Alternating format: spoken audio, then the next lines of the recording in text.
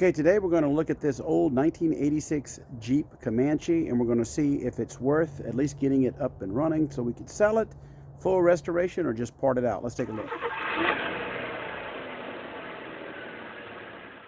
All right, what we have here is a 1986 Jeep Comanche Custom, and it is a four-wheel drive model. You can see the remnants of the four-wheel drive badge here. It is a long bed, and overall the body is not in bad shape. The paint is atrocious, but I mean this side is extremely straight. Obviously it needs a windshield, but this thing's been sitting for a while. And this has the dreaded 2.8 liter GM V6. I think this was the only year it came with that. And then they switched it out to the venerable 4.0 straight six, which is in that Comanche over there. But over here, you see, if we go back to the back here, again, long bed, 4x4. And you'll see it's got command track, four-wheel drive, and it has the 2.8 liter. Now, I purchased this Comanche for one reason, really, to get the tailgate, because it was super cheap. It was like $500, and I figured I could take some parts off of it and just scrap it. But the more I take a look at this, I think I'm going to get it running. The problem with the body on this thing is this fender here. These are easily sourced. This is basically the same as an XJ. It's got a little, needs a new Comanche emblem. That's cheap.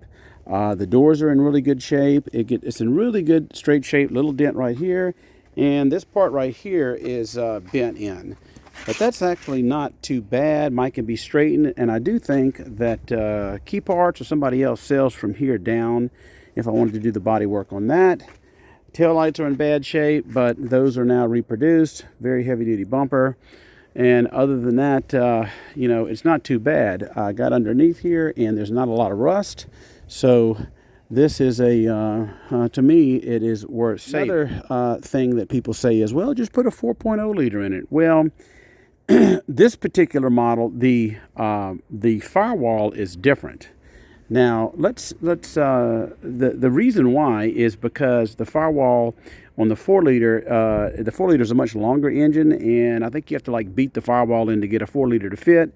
But I'm not going to do all that. I think that I'm going to get this old GM motor running, at least enough to sell. The motor is not locked up. It turns over fine with the starter motor.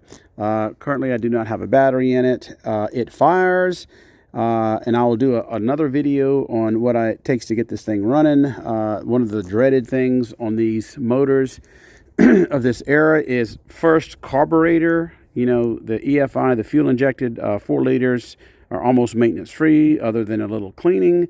So carburetor and vacuum lines. You see, this is definitely going to have a vacuum leak here. So these in the 1980s, emission controls were the thing, and this seems to even have a smog pump. This is an air pump right here.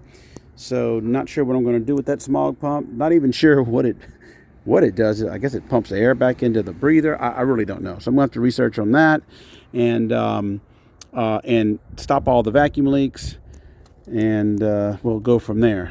So here you go here. This is a vacuum line. You can already see this is pinched.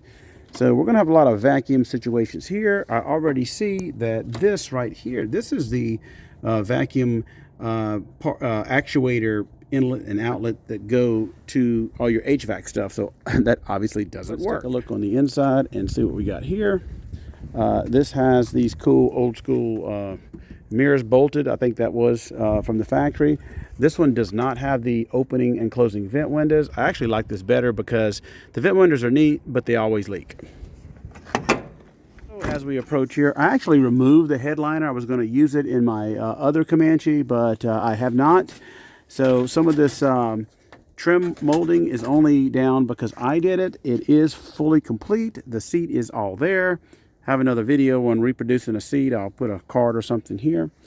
So if you take a look, oops, I sure hope I don't get attacked by wasps, but this is an unmolested dash. This still has the original AMC radio in it, and other than putting some aftermarket gauges, it seems to be all factory fresh. This thing has only 111,000 miles on it, it looks like there. So, you know, if this was a 4-liter, this thing wouldn't even be broken in, but it is not a 4-liter. It is the garbage GM V6. It does have an automatic transmission. Now, this one, these things were kind of a Frankenstein. So, like the key is a GM key. It has a GM motor. The transmission is a Chrysler A904 automatic transmission. Those really aren't that bad. I used to have one of those in my Dodge Dart. But it does have a transmission, automatic Chrysler transmission in it. And it has a your standard 4-wheel drive transfer case. Everything else seems to be okay. It does have factory rubber flooring, which is good. Whether or not it's rusted through, I think there's a little rust hole right here, which is very common on XJs and MJs. So anyhow, there we go. Moldings, nothing's rusted out on here. And let's wrap this video up. One more thing, let's take a look underneath and see what we got. So as you can see, the frame rails are in really good shape. Other than some leakage, there's the old rusty gas tank. Of course, that's probably got to come out, but everything else seems to be in really good shape on here. I do see a floorboard rusted right there. Again, very common, but other than that, not too worried about the floorboard in that area. I will address that. All right, so what are your thoughts about this MJ? Should I part it out? Should I get it running, sell it, keep it? What are your thoughts on it? I think what I'm tending toward is at least getting it running, you know, getting it drivable, street worthy, and then just kind of going from there, see what happens. Of course, there'll be videos on it. The very first video I'm going to do is try to get this thing running and moving under its own power, at least, so I can get it into my shed back here, so I can start working on it. So anyway, I hope you enjoyed this video. Have a great day.